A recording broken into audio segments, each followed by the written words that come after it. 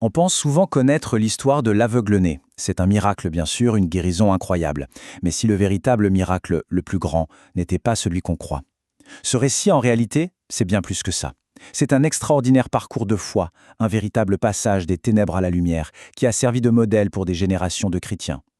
Allez, on plonge ensemble dans ce texte pour en découvrir toute la profondeur. Tout part de cette question, posée par les disciples à Jésus. Elle est très révélatrice de la mentalité de l'époque, qui voulait que la souffrance soit forcément la punition d'un péché. Si cet homme est dans cet état, c'est qu'il doit y avoir un coupable quelque part. C'est une logique assez terrible, où chaque malheur doit trouver sa cause dans une faute. Il faut essayer d'imaginer la situation de cet homme. Il est aveugle de naissance, il n'a donc jamais vu la lumière du jour. Son monde, c'est une nuit permanente. Mais ce n'est pas tout. Au-delà de cette cécité physique, il y a l'exclusion sociale. Parce qu'on le voit comme un pécheur, il est mis de côté, condamné à mendier, jugé par tout le monde. Il est un peu le symbole de l'humanité quand elle est enfermée dans ses propres ténèbres. Et là, la réponse de Jésus, c'est une véritable révolution. Il balaye complètement cette logique de la culpabilité. Il ne regarde pas en arrière pour chercher une faute, non. Il regarde en avant pour y voir une promesse. La question, ce n'est plus pourquoi, mais pourquoi faire. Cette souffrance, ce n'est pas une impasse. C'est une occasion pour que la grandeur de Dieu se manifeste. C'est un changement total de perspective.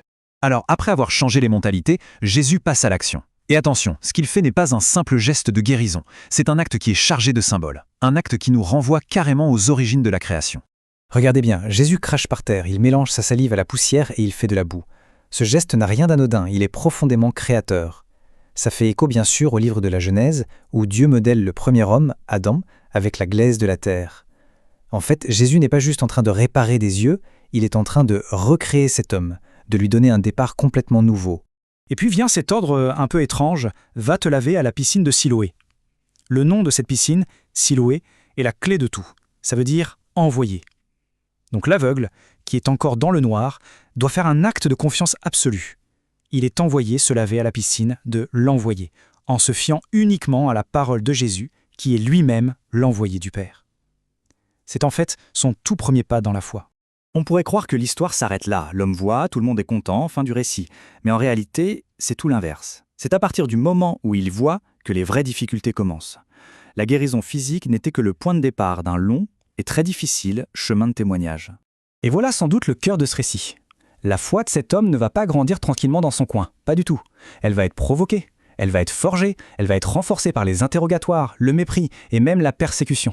C'est chaque confrontation avec les pharisiens qui le force à aller plus loin, à approfondir ce qu'il croit et à l'affirmer avec de plus en plus de force. Son cheminement est vraiment fascinant à observer. Au début, quand ses voisins l'interrogent, il parle simplement de l'homme qu'on appelle Jésus, une simple identification. Puis, face aux pharisiens, il monte d'un cran, c'est un prophète. Et comme on le pousse dans ses retranchements, il va encore plus loin et il affirme « si cet homme ne venait pas de Dieu, il ne pourrait rien faire ». Chaque étape de l'enquête est en fait une marche de plus dans sa propre confession de foi. Et là, l'évangéliste Jean nous montre un paradoxe absolument tragique. Pendant que l'aveugle-né passe des ténèbres physiques à la pleine lumière de la foi, eh bien les pharisiens, eux qui ont une vue parfaite, s'enfoncent de plus en plus dans l'aveuglement spirituel.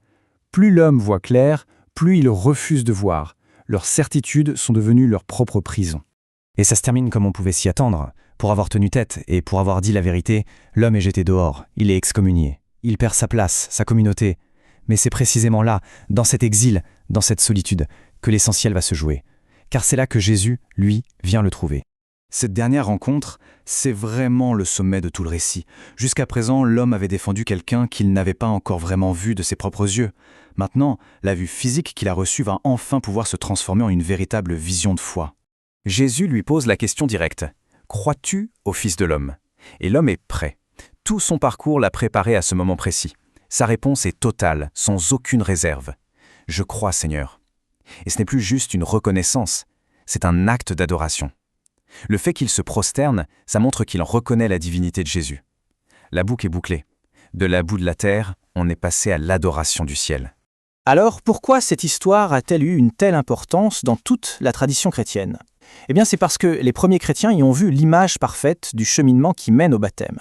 Repenser à tout son parcours, sortir des ténèbres, être touché par le Christ, se laver dans l'eau de l'envoyé et confesser sa foi petit à petit, face à l'opposition. Tout ça, c'est devenu l'archétype, le modèle même du parcours du catéchumène, c'est-à-dire de la personne qui se prépare à naître à une vie nouvelle par le baptême. Et ce n'est pas une interprétation récente, hein.